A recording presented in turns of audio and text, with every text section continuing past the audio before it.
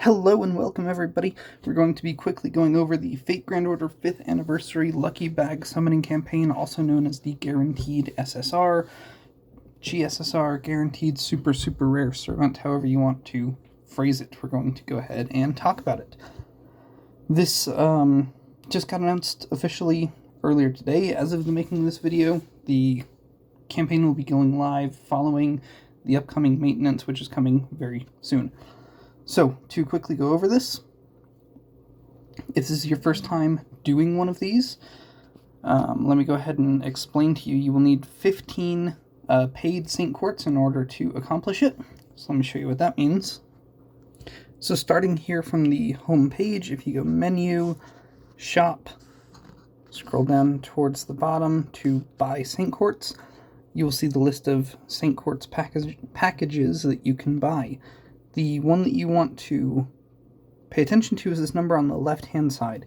You can see it says 25 Saint Quartz plus 16 bonus or free Saint Quartz up here at the top. To pull the Guaranteed Super Rare banner, you need to get 15 paid Saint Quartz. That only counts the number on the left. So this one does not give you 41 paid Saint Quartz, it gives you 25 paid Saint Quartz. You can do this for exactly $15 if you buy the $12 pack here, and then 3 of these $1 packs. It'll get you 15 paid Saint Quartz for exactly $15. I think the value that you get from doing so is very much so worth it if you're playing this game consistently and wanting to make a big improvement to your account.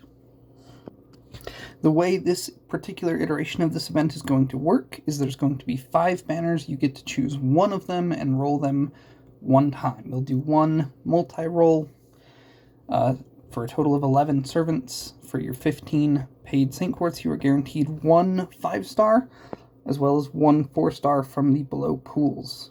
Now, the way the 4-star is going to work is a little bit up in the air. When this event initially ran on the Japanese server, it was not guaranteed to be a limited 4-star. The slideshow they made earlier today said that it would be a limited 4-star.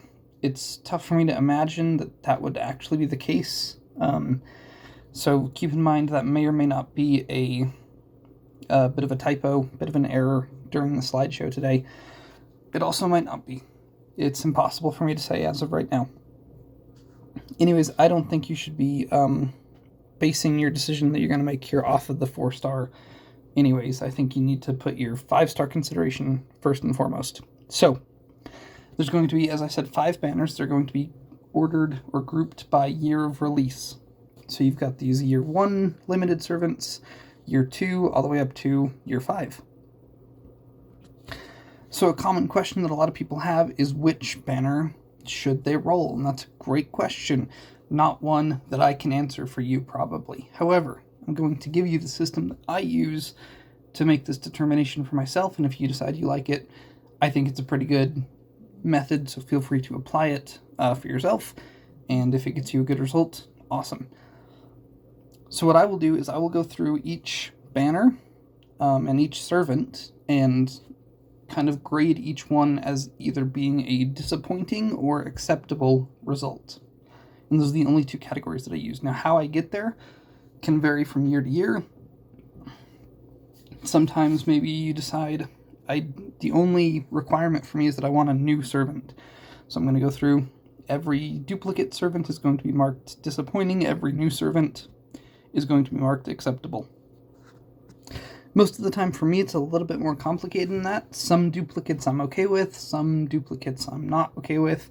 Some new servants I do want. Some of them I didn't try to get them the first time because I am not into them. For example, in this year 1 banner, I don't have Okita. I think she'd be cool to have. I also don't have Amakusa Tokisada, but that was on purpose because I'm not especially fond of his character. I'd be okay with a Gilgamesh duplicate. I would not be so okay with a Shuten Doji duplicate. So it can vary. There doesn't have to be a hard rule that you set for yourself. Of course, to do this in a way that's going to give you any useful data, you need to know these servants a little bit. So it might require you to come to a webpage like this, and I will link this one in the description. Click on each of these servants if you don't know them, find out a little bit about their skills, find out a little bit about what class they're in, what their noble phantasms do, these kinds of things. And then you can use that information to determine, okay, is this a servant who's actually going to add value to my account? Or is this a servant who it just doesn't really matter to me to have? Is this a servant whose personality I like? Go and read their voice lines, or go and read, a little bit about some of the things they get up to in some of the events or the story chapters they feature in. The point is, you want to pick the banner that's going to give you the best odds of getting a good result. On this banner right here, the Year 2 banner, if Merlin is the only one out of these 15 that you would find acceptable as a result, this is probably not your banner, because 1 in 15 sounds a lot better than the 0.7 out of 100 that we normally have, but it's still really bad odds that you're going to land on any one specific servant. But if you look at this banner and go, okay, there's 6 of these that I would not be super thrilled to have, but there's 9 of them that I would be okay with. That's not bad odds. That's almost 2/3. That's almost 66% chance to walk away happy and satisfied with the result that you get, whichever servant it ends up being. So once you've grouped each servant, each of the available results into acceptable and disappointing, you will have a ratio that you can then either just know if you're good at math or plug into a calculator and find out, okay, this banner is going to give me a 7 out of 11 chance to get a good result. So that's pretty good odds, for example. This banner is going to give me 9 out of 15. This banner is going to give me 4 out of 10. So that's not the one, probably. So just find the banner that gets you the best odds, regardless of the specific character that you end up getting, of getting a result that you're pleased with. Because you're spending real life money on this, right? It's not a huge amount necessarily. It's $15, but you don't want to be frivolous with that either. You want to make sure that you walk away feeling like you set yourself up for the best chance of getting your money's worth. So do your research. Take this a little bit seriously. Go read about these servants, find a little bit out about them, and make the best decision for yourself based on what you either need from a gameplay sense or what you just like, what you want. But the important thing is just making sure that you choose the banner that gives you the best probability, regardless of which specific servant you end up landing on, that you can walk away feeling happy, satisfied, like you got your money's worth, all the things that I just said. I will just point out that you actually can get more than 1 5-star, more than 1 4-star from your rolls here.